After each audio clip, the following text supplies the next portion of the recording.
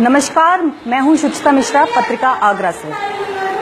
नवरात्र का पावन महीना चल रहा है। इस पावन महीने में हम उस माँ को खुश करने की कोशिश करते हैं जिस माँ को हमने सिर्फ सपने में ही देखा है या संस्कारों में हमारे माता पिता ने जिसके बारे में हमें बताया है। उस माँ को खुश करने के लिए हम घी के दीपक जलाते हैं, मंदिरों में जाके चढ़ावा चढ़ाते हैं और धूप बत्ती जलाते हैं। लेकिन अफसोस इस बात का है कि जिस माँ ने इस धरती पर हमें पाला पोसा, हमें इस लायक बनाया और हमें संस्कार दिए, उस माँ को हमने बदतर जीवन जीने के लिए मजबूर कर रखा है। नवरात्र के इस मौके पर आज मैं आपको लेकर आई हूँ आगरा के रामलाल वृद्धाश्रम में। यहाँ पर मैं आपको दिखाऊंगी उन माँओं का हाल जिनका घर परिवार होते हुए भी, बेटे होते हुए भी, अच्छी समृद्धि परिवार में होते हुए भी वो यहाँ वृद्धाश्रम में मजबूरी भरा जीवन जीने को मजबूर हैं।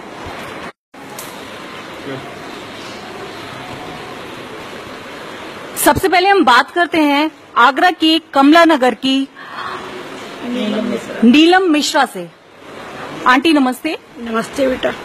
क्या हुआ आंटी आपके साथ में, कहाँ की रहने वाली हैं आप? अपने बारे में थोड़ा सा बताइए। बेटा ना, मैं रावतपाड़े की रहने वाली हूँ। बेटी कमला नगर में मेरी शादी हुई थी। मेरी मार्केट है, कोठी है। बहू बेटा बहुत तंग करते थे, सबसे ज्यादा बहू बहुत लड़ती थी।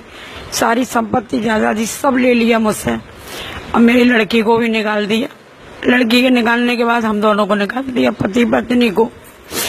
अब क्या कहते हैं, खाना बनाना सारा काम पूरा डिटो मैं करती थी। खाने के टाइम पर लड़ने के लिए तैयार हो जाती थी, गंदी गंदी गालियां बकती थी बहू। मेरे से बोले हम दोनों तलाक लेंगे, हम तलाक लेंगे। मैंने कहा तुम तलाक मत लो, हम घर छोड़ के चले जाएंगे। फिर हम दोनों यहाँ पे आ गए। कितने समय से रह रहे हैं आंटी आप? मेरे को 8वां महीना चल रहा है। 8वां महीना चल रहा है। एक बार भी वो लोग मिलने नहीं आए आपसे? नहीं, बहू बेटे मिलने नहीं आए। बड़ी बेटी आती है मिलने मुझे, दामाद आते हैं, छोटी बेटी आती है। बेटी आपकी यहीं पर आगरा में रहती है? हाँ, आगरे में ही रहती है, वहाँ पे दयालबाग के पास ही। इसके बाद हम आपको मिलाते हैं एक ऐसी माँ से जो एक महीना गुरुद्वारे में वक्त गुजार कर आई। उसके बाद में मजबूर होकर उन्हें इस आश्रम में आना पड़ा। यहाँ पर भी वो अभी तक अपने बेटे का इंतजार कर रही हैं और ये देख रही हैं कि उनका बेटा जरूर आएगा। उनके बेटे से उनकी बात होती है, वो हर बार उन्हें दिलासा देता है कि वो हर 2 घंटे में बोलता है कि मैं आ रहा हूँ, लेकिन कोई नहीं आता। आइए उनके मुंह से जानते हैं उनका हाल। आंटी, क्या नाम है आपका?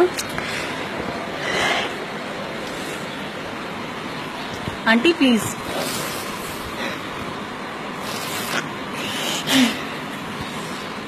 देख सकते हैं आप माँ का दर्द। बोलने में भी माँ को कितनी परेशानी हो रही है।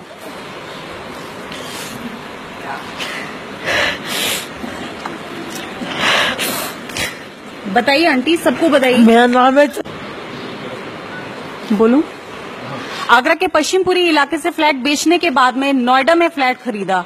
माँ को बोला कि हम सब साथ मिलकर रहेंगे, लेकिन साथ लेकर नहीं गया, बल्कि माँ को गुरुद्वारे में छोड़ गया। 1 महीने गुरुद्वारे में वक्त गुजारने के बाद में माँ को गुरुद्वारे से भी बाहर का रास्ता दिखा दिया गया। मजबूर होकर ये माँ रामलाल वृद्धाश्रम में आई है। रामलाल वृद्धाश्रम में आकर के इन्होंने बेटे से कई बार संपर्क किया। हर बार यही दिलासा मिला कि थोड़ी देर में लेने के लिए आ रहा हूँ, लेकिन अब तक इनका बेटा यहाँ नहीं आया है। इसके बाद हम बात करते हैं,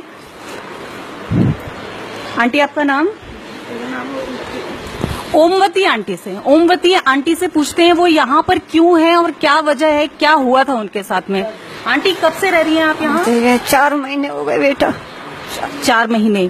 आपके साथ क्या हुआ था? कहाँ के रहने वाले हैं आप? हम रहने वाले हाथरस के जी। नंदलालपुर में मकान है 2 मंजिल का। नंदलालपुर में? हाँ। क्या हुआ था आपके साथ? हमारे साथ हुआ, बच्चे परेशान करते, परात उठा के ले गए, खाना नहीं बनाने देते, खाने नहीं देते, सर्फ साबुन लेते तो बहू छुड़ा लेती।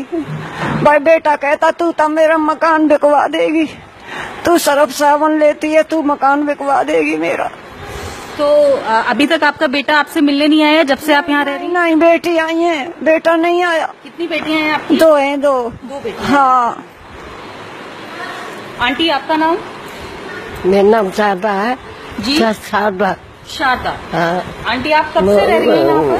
वो 3 महीना है। 3 महीने हो गए। आप क्यों आए थे यहाँ पर, क्या हो गया था? ये ऐसा हो गया कि 2 महीने से मैं बड़े लड़के के पास थी जी और छोटी बहू ने कही कि बड़े को जरा रह करो मम्मी जी तो मैं देखूं जाके रखे को नहीं रखे जी तो वो दोनों दारू पीता है तो दोनों में लड़ाई हुई जी।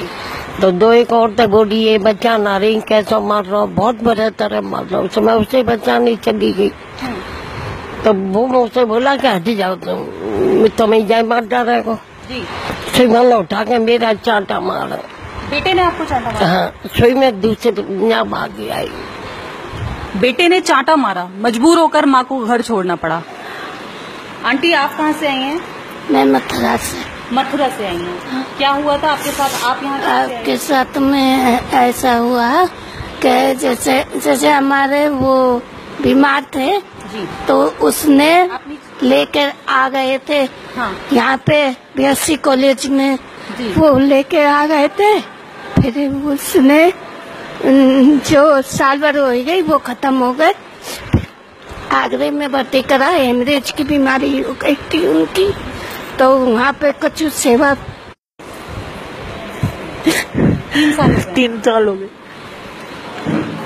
कोई 3 साल से तो कोई 1.5 साल से, कोई कई महीनों से यहाँ समय गुजार रहा है। ये कुछ माएं हैं जिनसे आज हमने आपको रूबरू कराया है।